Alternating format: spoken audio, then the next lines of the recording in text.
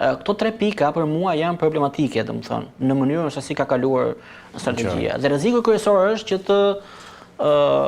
që të kemi një kontroll të shtuar ndaj medias dhe informacionit dhe sidomos ndaj burimeve të pavarura, gazetarëve që raportojnë kryesisht në media sociale. Pra imagjinojmë tani, domethënë nuk ka nevojë të jesh pjesë e një institucioni mediatik, se ti mund të kesh një kanal shumë të mirë në YouTube që është shumë influencues apo jo.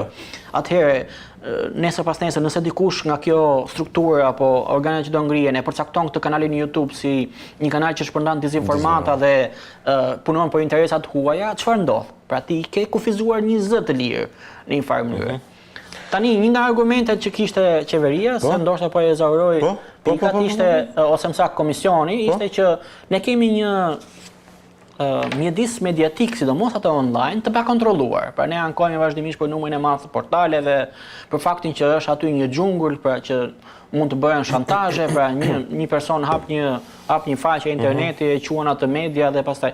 Po, është problematike situata e mediave online. Ti e konstaton të njëjtën gjë besoj? Po patjetër, domethënë ka një lloj parregullësie aty. Por problemi është që kjo parregullësi në këndvështrimin tim është kosto në një farë mënyrë që ne paguajmë për një lloj lirie, pa një shkallë të saktuar lirie. Për shembull, unë do ta bëja si pyetje këtë në kontekstin e konfliktit midis Iranit dhe Izraelit, me që kemi shumë të freskët edhe mund të bëjmë një vëzhgim, po them.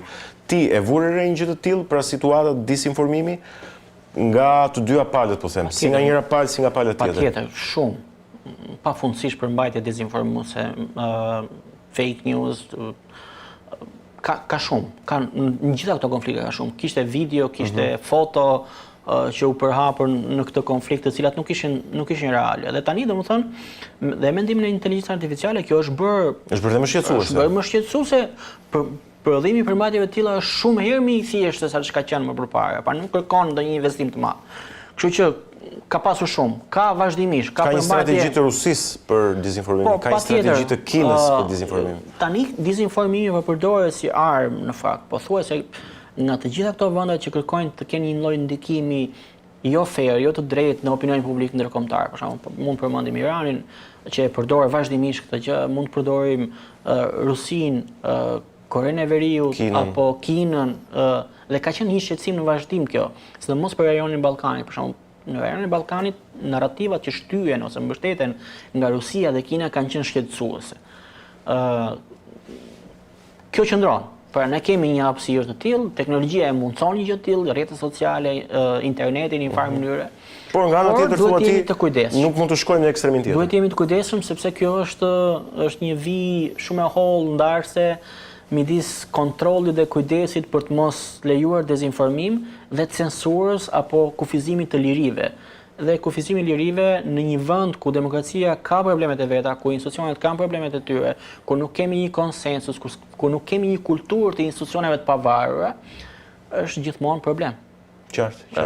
Dhe kjo është shqetësuese dhe ajo që më bezdiste mua edhe si profesionist, po edhe si pjesë e akademisë ishte fakti që kjo nuk u mor seriozisht, domethënë. Edhe komisioni nuk u morën seriozisht. Në fakt pati reagime dhe nga ekspertë si ty, si profesor të tjerë të komunikimit gazetarisë. Dikush mbylli veshët dhe vazhdoi punën që kishte ndërmend. Pra më kujtohen debatet e kryetarit të komisionit zotit Braçe në atë kohë, i cili në fakt këmbgulte që kjo nuk synon si cënimin e lirisë, po nga ana tjetër nuk arriti dot që të bindi opozitën, pra, sepse do të kemi parasysh faktin që opozita e bojkotoi komisionin me shqetësimet që kishte, që unë jam kundër idesë të bojkotimit të komisionit, sepse po flasim për një çështje kaq të rëndësishme që është informacioni, liria e medias e tjerë me radhë, dhe opozita duhet ishte interesuar të ishte aty.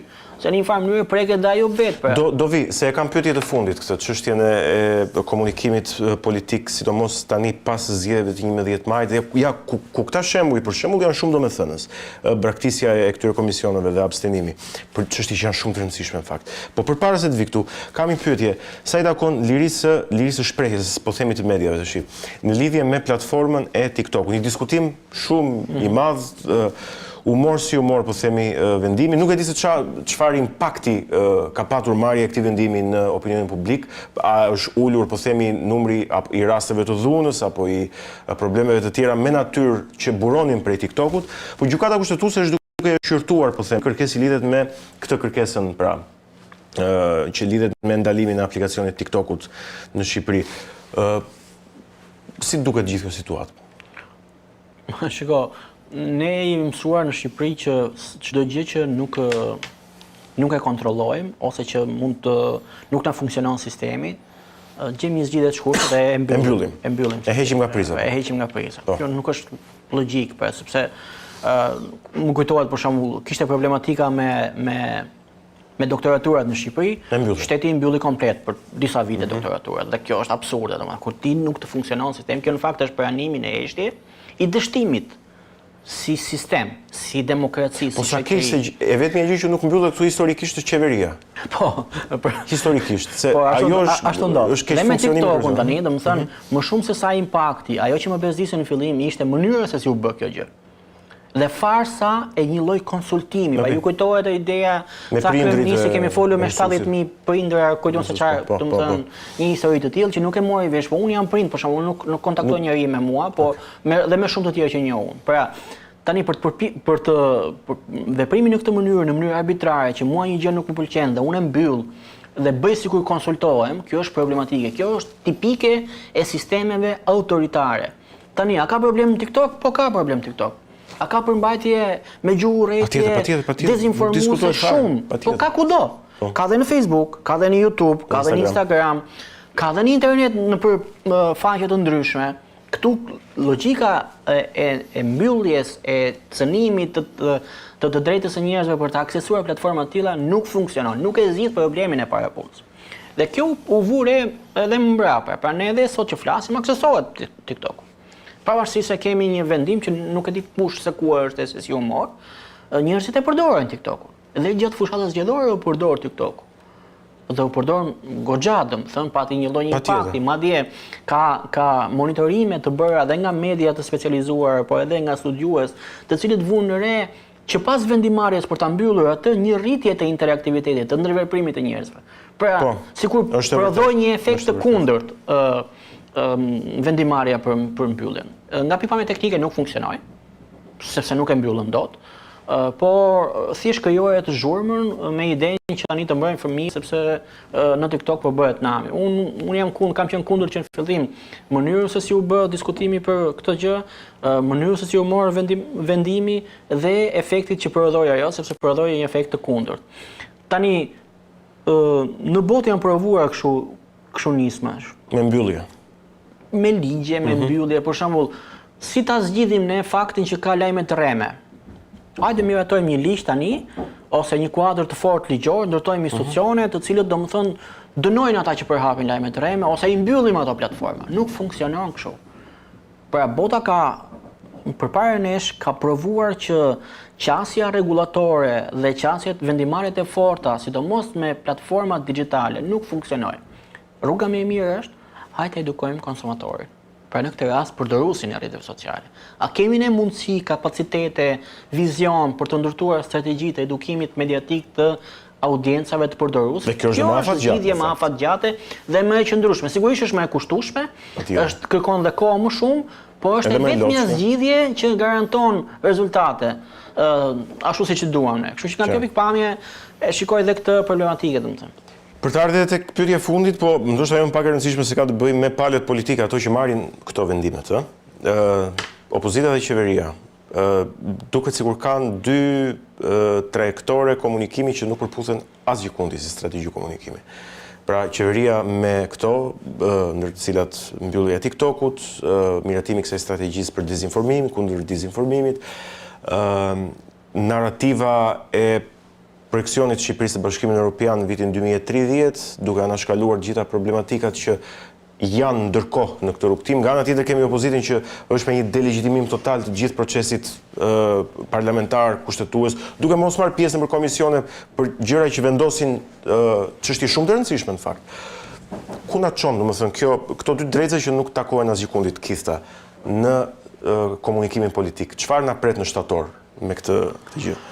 Shiko, domethënë vazhdimisht këto ditë më kanë bërë këtë pyetje, kam qenë në për analiza të tjera që çfarë na pret shtator, si do të jetë situata politike në shtator, do të jetë e ngjashme me atë që kemi përjetuar në këto 4 vite, sepse shenjat e tilla janë, domethënë, para palët nuk është se kanë treguar që mbas zgjedhjeve të kenë një qasje reflektive të problematikave që ka shkaktuar mënyra si ka funksionuar në 4 vjeçarin e parë, po ka vazhduar me të njëjtat me të njëjtat armë, le të themi, apo strategji komunikimi. Shiko, do të thonë është fatkeqësi që të dyja palët politike, palët kryesore le të flasim, do të thonë nuk është se e lidhin shumë komunikimin, strategjinë e tyre të komunikimit politik me çfarë prodhon ajo te qytetarit, te shoqëria. Janë më shumë të interesuar për një lloj spektakli publik, mediatik, për një lloj show, sesa për brëndinë e asaj që thonë.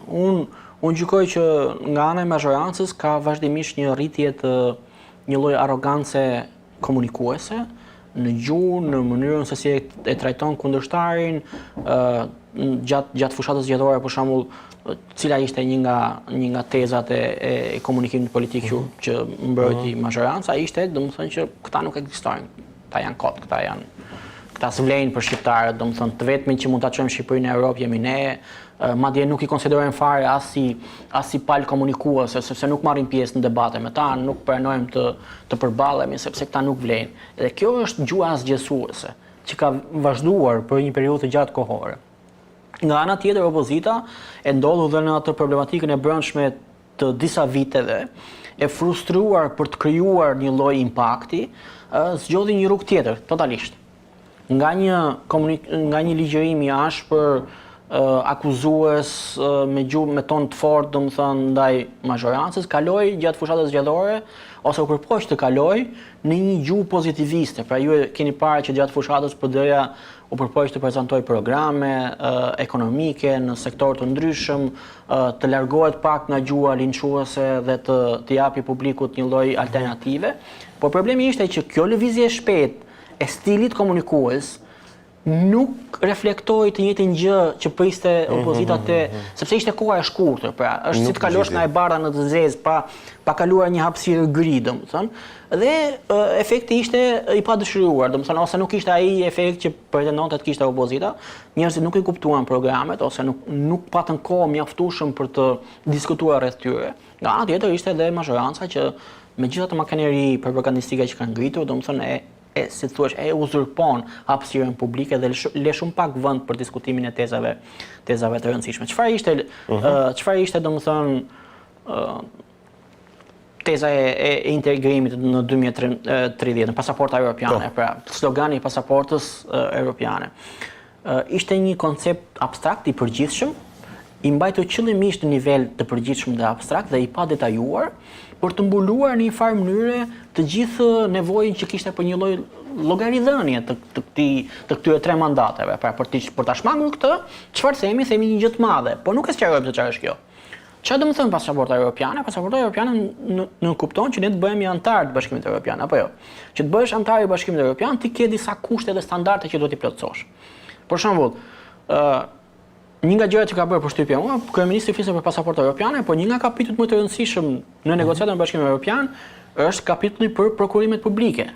Po tani domethënë imagjinoni, a mund të marrim ne pasaportë europiane kur prokurimet publike në këtë vend janë ashtu siç janë, ju e dini domethënë, vetëm para pak ditësh domethënë u mori pandehur kreu i prokurimet publike dhe kjo është një histori e gjatë, domethënë ne e dimë se si bëhen ligjet të porositur për biznese të ndryshme, ne e dimë çfarë niveli korrupsioni ka. Pra pasaporta europiane ishte një slogan që njerëzit të merreshin me atë, por mos pyesnin se çfarë nënkupton ajo në detaje.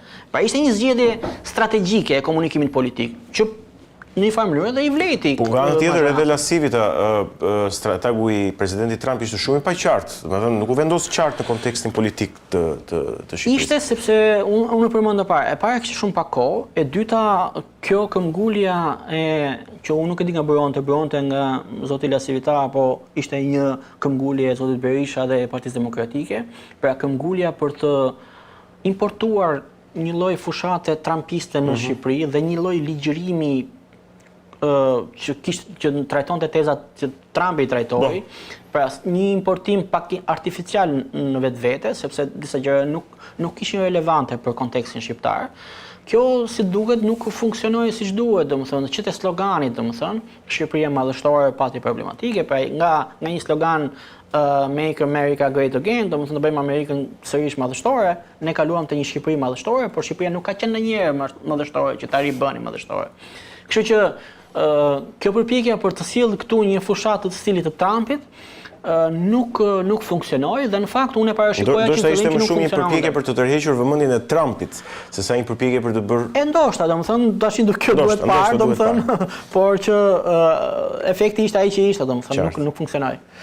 Qartë, Erlis, unë të falenderoj për bisedën dhe për ekspertizën që solle këtu në studio. Ishte faleminderit ju. Ishim me pedagogun e gazetarisë dhe komunikimit Erlis Çela, folëm fakt për miratimin në seancën e fundit të parlamentit për këtë legislaturë, pikërisht 10 të strategjisë kundër ndërhyrjeve të huaja dhe dezinformimit, dhe u përpoqëm ta shpjegonim disi se çfarë ka në thelb kjo strategji.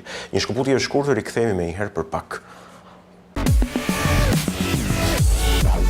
Jemi rikthyer në këtë pjesë të dytë këtu në aktualitet. Do të flasim në fakt për një ngjarje që zhvillohet që prej 30 korikut në Elbasan, duke marrë përmasa realisht dramatike, është ajo që unë kam mbas kurizit tim zjarri në fushën e mbetjeve në Elbasan, i cili rreth datës si një korik mori vërtet përmasa dramatike, duke përhapur tym dhe mbetje dhe kimikate në të gjithë zonën përreth, duke rrezikuar seriozisht jetën e banorëve të zonës. Megjithatë, kjo nuk është një ngjarje që ndodh për herë të parë, është një ngjarje përsëritur, vijon të ndodh me frekuenca të ndryshme në qytetin e Vlorës, edhe atje në fushën e mbetjeve.